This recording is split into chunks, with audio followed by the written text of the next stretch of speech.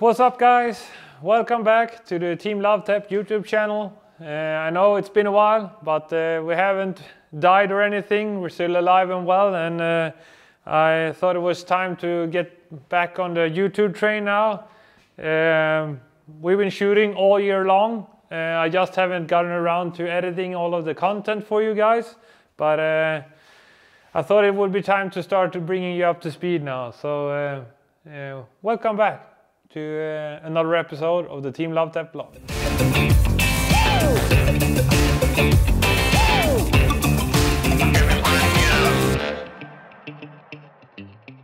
Well, last time we spoke here on YouTube, we had recently installed the light here in the shop. We had just moved into the new shop and had a bunch of stuff just moved in here, and we're trying to get organized.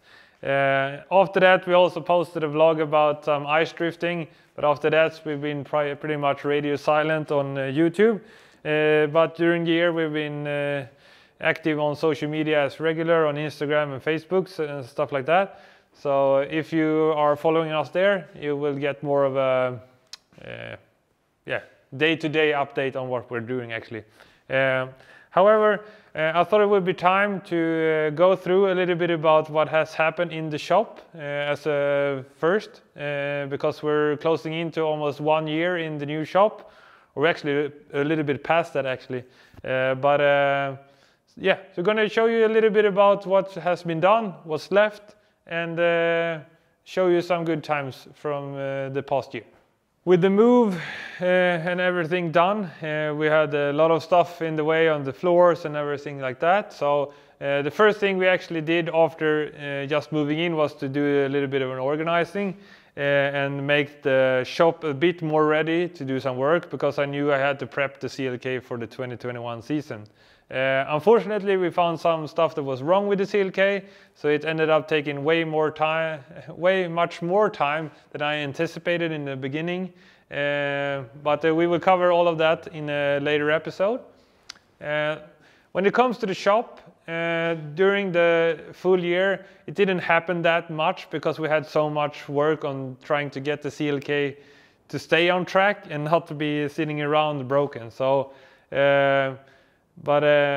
Where some stuff has been done, and I thought it would be good to show you. So as you know, in the last episode we got all of the lights installed. They've been working really good. I love the lighting in here. It's really bright and easy to work in. Only might be missing one here. The idea was to put a lift here, but as you can see, there's still not a lift in the shop, so we might be adding some kind of lighting there in the future if I don't buy a car lift, but we'll see about that.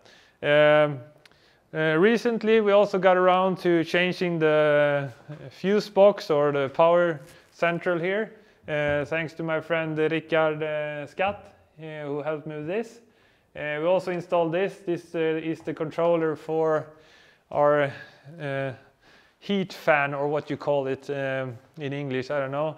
This is just installed to really distribute the heat better in the shop, because in the early month of 2021, when it was really cold, we actually noticed that all of the heat was getting stuck in the ceiling, and we never got the really hot air down here on the floor. So I knew I wanted to fix this for this year, and we got it installed recently, and it made the world of difference. So I really can recommend that if you have a bit of a taller height in the roof in your garage. It makes a really big difference. Next up, what we have changed is we installed this sink, and also got help from my colleague Tony to make a new pipe here. And also we bought a water hose, a little bit more neat setup, and it's just by the gate, so we can wash the cars outside and stuff like that. Also got the alarm installed in the garage, also with the fire detection. So if it breaks out of fire, we will know about it. That's the worst nightmare. So I live really close by, so I'm almost at the distance that I'm probably almost quicker here than the fire department. hopefully this never happens, but it's good to know if it happens. So that's one of the things. Another thing was this bench. We actually welded this up together, all of the guys in the shop. This is meant to be a fabrication bench, but we never got around to finish it. The only thing that's pretty much left is to cover it with tabletop and also cover it with metal, so we can weld and do overall fabrication work on it.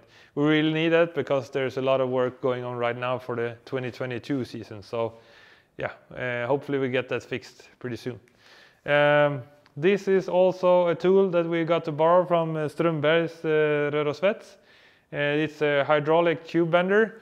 Luckily they weren't using it at the moment, so they offered it to us to borrow during the time they don't need it. So we're really happy to have it because it's going to make it much easier to do some spare parts for the CLK, and I know Richard has used it also for his rear axle conversion. He's changing the differential on his RX-7, so that's really good. One of the things that we really have to fix that's still not done is a lot of electrical work. As you can see, we still have cables hanging here and here, and we still have a really temporary light switch for the lights. We're in the process of deciding where all of the power outlets will be put, and then we will try to take a weekend off and just hammer out all of the wiring and get that done. So we're also going to be putting some connectors or power outlets by the welding bench. So that's pretty much next on the list, I think, besides finishing the bench. So that's pretty much it for the main shop area. Still a lot of work to do in organizing and stuff like that. Got this little neat shelf installed to put the phones and stuff like that. Still need a power outlet though, so we can charge them. If we go in here, not much has changed. The chill area is pretty much the same. We got the microwave in and stuff like that, and we got the fridge working so we can have some drinks and stuff like that, but nothing major in here has happened. We got the simulator installed pretty quickly after we moved in. Been trying to spend more time in this during this off season. It's paying off a bit, but I still need a lot more, that's for sure. But that will probably come a little bit further ahead. A lot of friends are enjoying it as well, so it's still being used, and it's definitely a fun time every time you get on it. If you're wondering why some of the lights are actually flickering in here, it's actually because there's the wrong light bulbs. The light bulbs in here are actually for when it's getting dark outside, they will turn on. So a bit of a miscalculation there. We actually got the wrong package, but we're going to be fixing that soon as well. One of the cool things that I have to mention about the simulator is that we actually finally released the CLK for Assetto Corsa.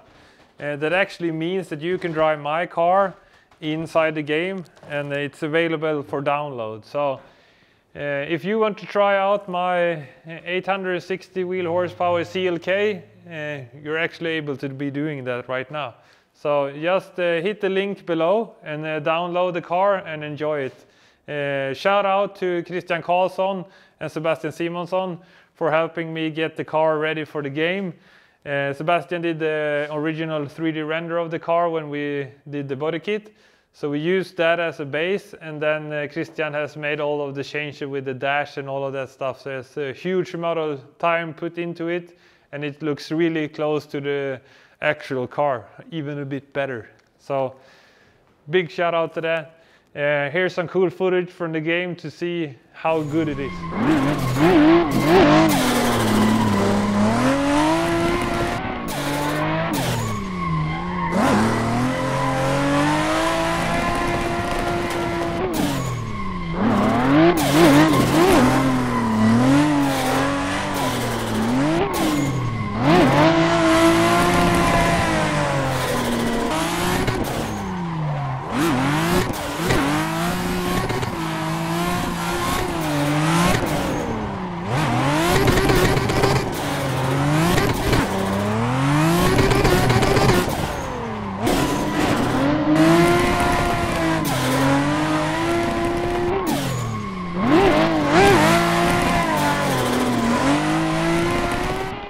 Well, as you saw in the game there, the car looks really identical to the car in real life. It's actually better, as I told you, because it's pretty worn out after all of those years of drifting.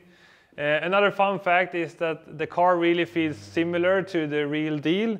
We have the same gear ratio, we got the same power, we got the same tires and all of that stuff. So it's pretty much as close as possible, I think.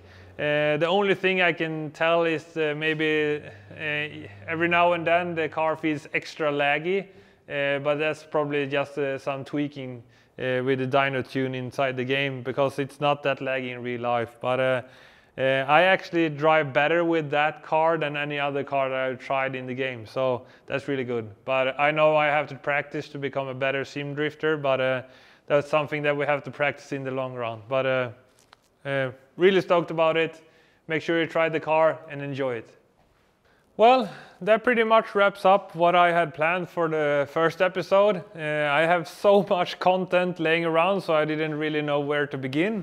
But I thought a bit of an update on the shop would be a pretty good place to start. If you're actually wondering what's sounding or what's the sound, it's actually blowing so much outside right now. That's the steel around the door is making a weird noise, so sorry about that. However, as I told you, it was a bit about starting somewhere. So now you have an update on how the shop is right now, how we have kind of settled in during the year. And to round off this video, I thought it would be a good thing to do a montage from some random clips during the year, so you know what to expect on the channel in the upcoming weeks. So huge thanks if you have stayed this long, and yeah, make sure to hit that subscribe button, share with your friends, and we'll talk to you soon.